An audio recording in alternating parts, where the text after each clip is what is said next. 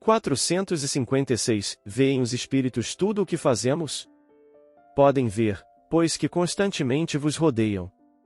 Cada um, porém, só vê aquilo a que dá atenção. Não se ocupam com o que lhes é indiferente.